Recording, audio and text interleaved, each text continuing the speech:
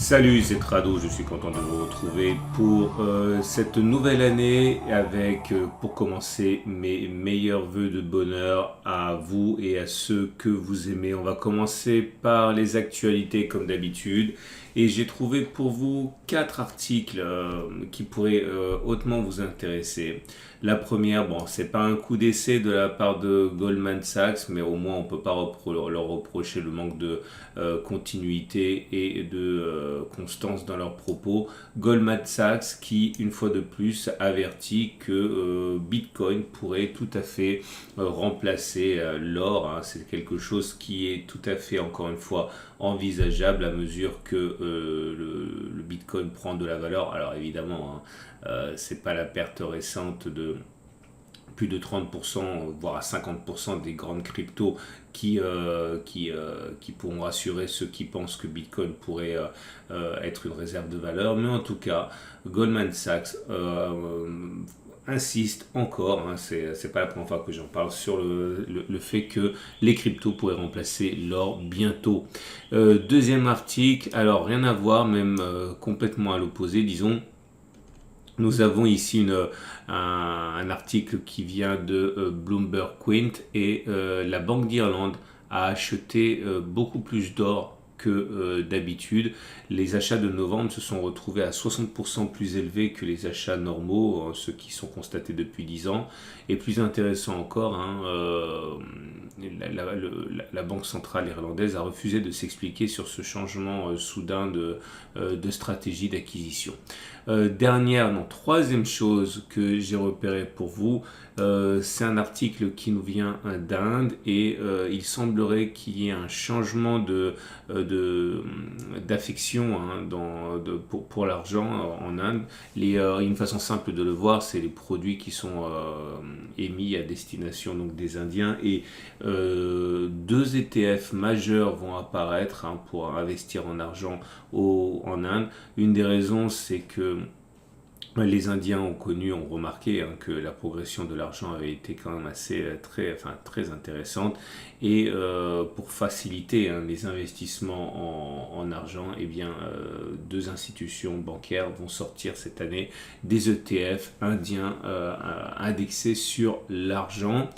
Et le troisième article que j'aimerais porter à votre connaissance est un article très intéressant qui a été réalisé par Nicolas Perrin, que vous connaissez maintenant, un des plus grands spécialistes de l'or et des métaux précieux en France, et qui a décidé de regarder quelle aurait été la stratégie la plus performante hein, pour accumuler de l'or. Par exemple, s'agissait-il d'investir tout en une fois, d'investir progressivement, d'investir tous les mois, tous les trimestres, etc. Et encore une fois, c'est très bien documenté.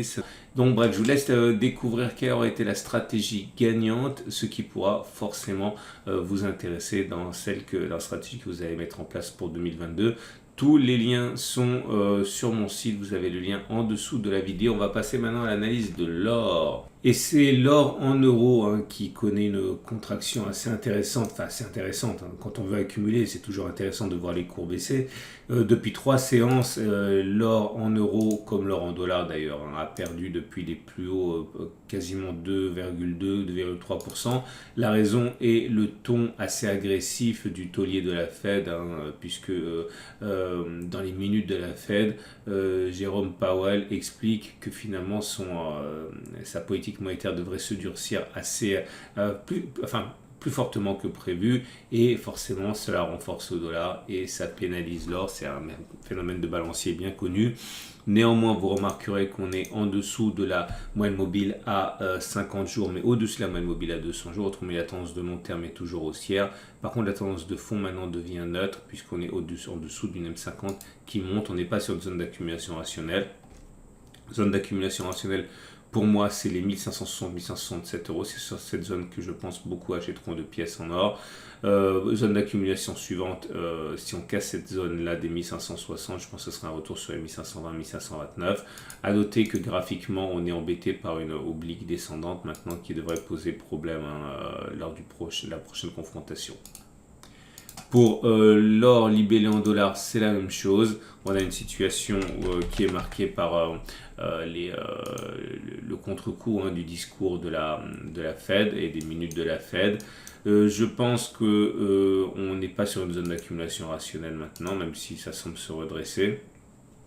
Zone d'accumulation rationnelle, le retour sur la zone 1700-1758, si vous êtes 1780-1758 dollars, pardon, si vous êtes des investisseurs qui utilisaient le dollar, des achats de pièces sur cette zone pourraient véritablement faire vos affaires, comme un retour éventuellement sur le tour des 1724-1734. Je ne pense pas qu'il y a à acheter entre ces deux zones, puisqu'il y a de fortes chances pour que la baisse s'accélère, ni sur la zone actuelle. De toute manière, on a déjà renforcé avant sur les 1780-1758. Il n'y a pas lieu de se précipiter pour l'instant. À noter également la construction d'une résistance actuellement.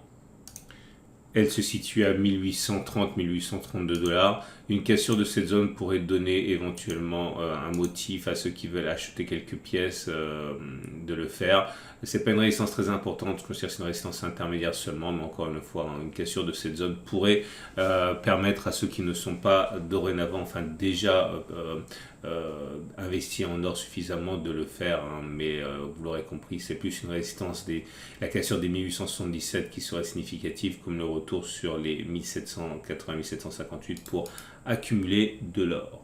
Et on enchaîne avec l'argent qui décroche depuis 3 jours pour les mêmes raisons que l'or, avec après le discours de la Fed.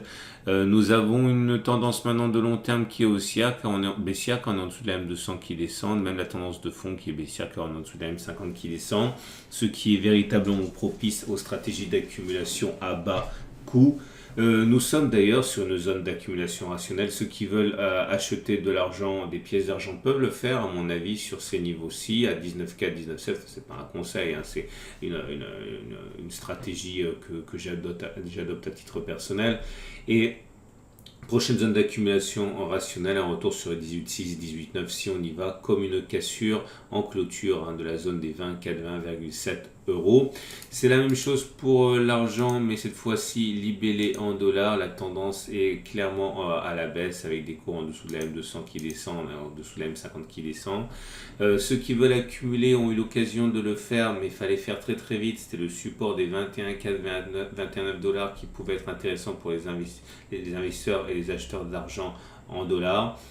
Sans doute qu'on va y retourner, auquel cas il s'agira bien sûr d'une zone d'accumulation rationnelle. Autre zone d'accumulation rationnelle, la clôture au-dessus des 23,4 dollars.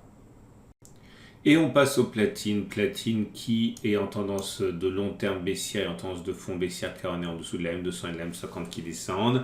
On peut considérer qu'une cassure de la résistance journalière des 867-854 euros pourrait être une zone où les acheteurs de platine en euros pourraient se manifester. Prochaine zone d'accumulation rationnelle vers le bas, un retour sur le support des 805 euros et également un retour sur le support majeur des 795-768 euros. Ce sont deux zones sur lesquelles une accumulation de platine pour les acheteurs en euros est envisageable.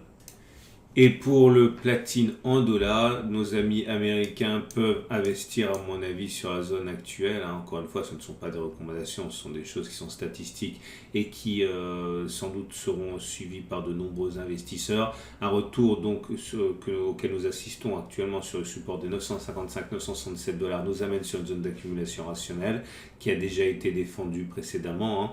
Et si on allait chercher le support majeur des 943-908 dollars également, ce serait une zone d'accumulation rationnelle. Dernière option, une clôture au-dessus de la résistance 1955 dollars pourrait également faire l'objet d'accumulation pour les acheteurs de platine en dollars. Tendance de long terme baissière, tendance de fond baissière également. Et on termine avec le palladium en euros. Palladium en euros en tendance de long terme baissière, car en dessous de la M200, et en tendance de fond neutre, car on est au-dessus de la M50 qui descend. Prochaine zone d'accumulation rationnelle, en retour sur les 1610 euros pour les acheteurs qui utilisent la monnaie européenne, ou un retour, et également un retour sur le support majeur des 1350-1545, sont des zones qui ont bien joué leur rôle de support récemment. Une clôture au-dessus des 1758-1780 euros pourrait également donner matière à de nombreux investisseurs à accumuler pour le long terme avec du palladium. Et on termine avec le palladium en dollars pour ceux qui investissent dans cette unités et on voit que là aussi hein, la tendance est affectée. On est en tendance de long terme qui est baissière, en tendance de fond qui est là aussi neutre car on est au-dessus de la M50 qui descend.